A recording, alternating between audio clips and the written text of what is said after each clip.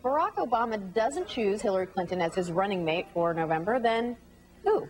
Well, a lot of names are being floated out there, including some rising female stars in the Democratic Party. With me now live from Washington, Brian DeBose, editorial writer with the Washington Times, and Bonnie Erbe, syndicated columnist and host of To the Contrary on PBS. So, Bonnie, is it possible if he chooses a female as a running mate, does that placate Hillary supporters who are upset right now, and does it get him to some key voting blocks? If he chooses a woman, it may actually enrage some of, and the woman is not Senator Clinton, it may actually enrage some of her supporters even more. What we talked about earlier this hour was that about a quarter of her supporters, some 4.5 million people, now say that they will vote for Senator McCain. But if I were on the team that's engaged in the selection process for a vice presidential running mate for Senator Obama, first of all, I would do nothing for quite some time. I would watch the polls. I would see how this race develops.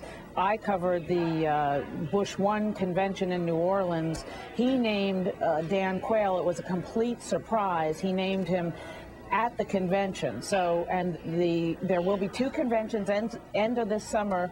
Both parties have lots of news holes to fill, so they should wait as long as possible to name and select their vice presidential running mates. Brian, do you agree that they should wait that long?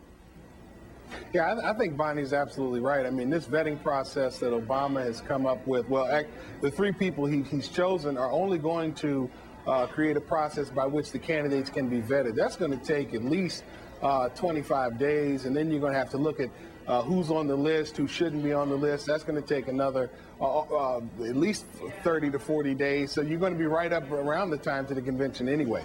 So they should definitely take their time. Bonnie, how important is name recognition? Name recognition is important, but what the strategists are looking at, they're looking at the battleground states. If you look at several polls, daily presidential tracking polls, there are about 15 states that are going to be in play. The most delegate-rich states are Florida, Pennsylvania, Ohio, Michigan, and Virginia, in that order. And I think they will also be looking at which vice presidential candidate can help Senator Obama in those states. He did not win Florida. He got trounced in Pennsylvania. He lost in Ohio. So these are all issues that are going to have to figure into the selection process.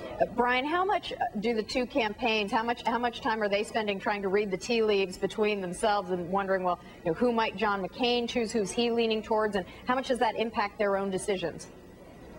Well, at this point, both campaigns are spending about 30 to 40% of their time really working to create a list and whittling down the list.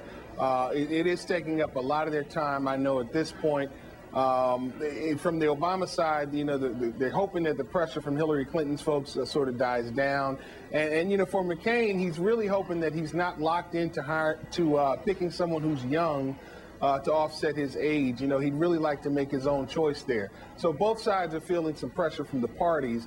They want that to calm down before they can really get started. Brian DeBose and Bonnie Erbe, thank you for your time today. Good to see you both.